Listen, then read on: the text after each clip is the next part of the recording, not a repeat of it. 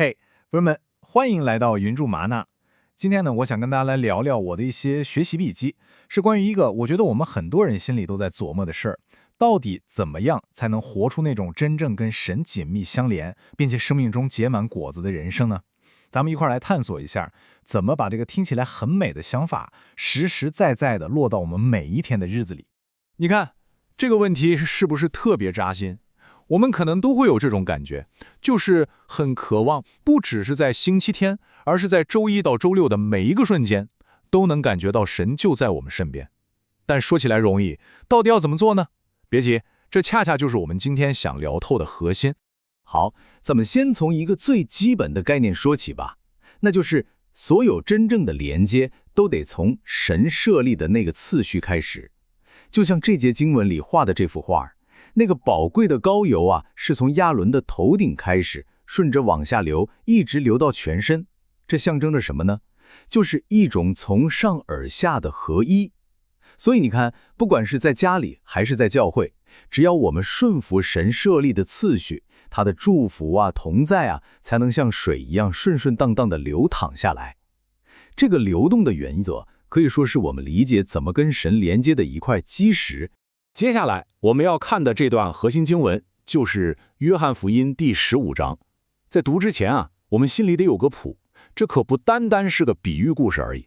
你想想那个场景，这是耶稣在上十字架之前留给门徒们最要紧、最掏心窝子的话，这简直就是他对所有跟随他的人最后的也是最重要的告白。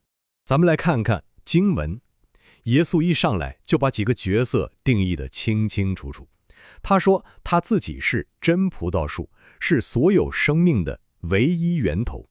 天父呢，是那个栽培的人，就像一个特别精心的园丁在照料我们。那我们是谁呢？我们就是枝子。哇，这个画面感一下子就出来了，对不对？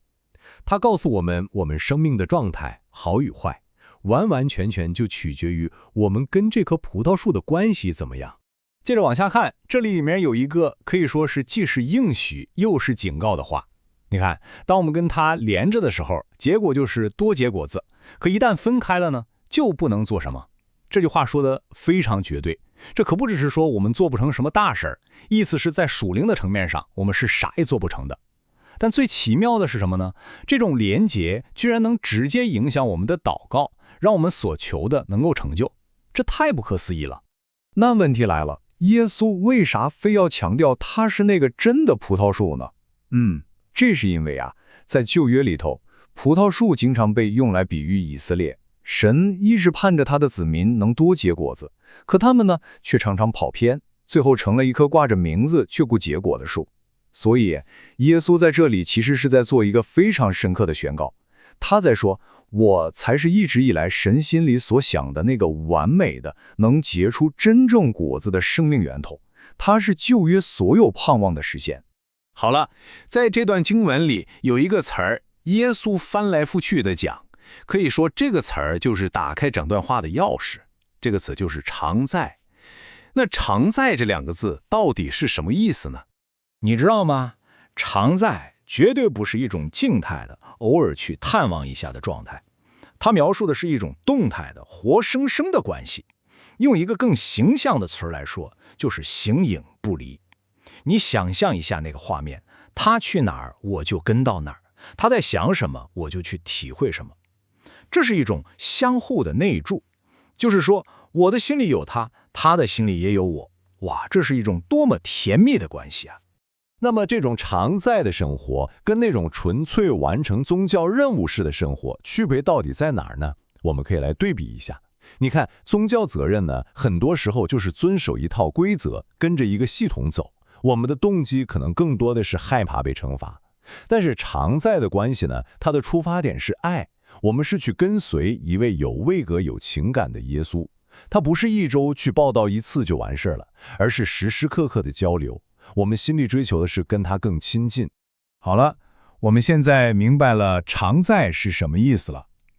那下一个问题就是，我们到底要怎么做才能结出果子来呢？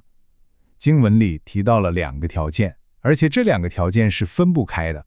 第一个条件就是要被修理干净，也就是接受天父的修剪。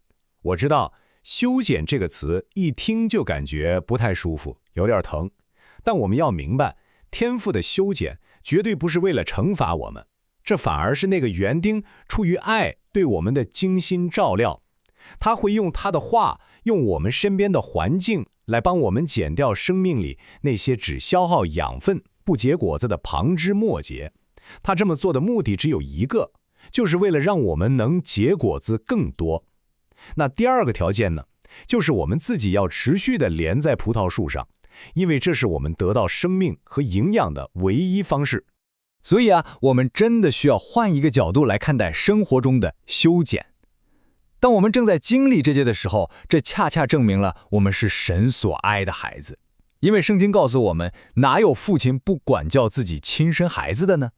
所以说，神的管教和修剪，反而是他爱我们的一个标记。他是在为我们预备，好让我们在下一个季节能结出更丰盛的果子来。好了，条件我们讲完了，现在咱们来看最激动人心的部分了。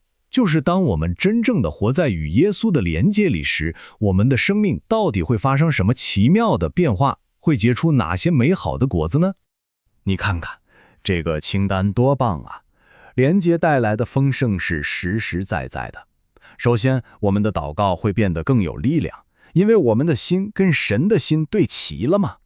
然后，我们的生命会很自然地流露出圣灵的果子，忍耐、喜乐、和平等等，这些都不是我们靠意志力硬挤出来的，而是生命的自然流露。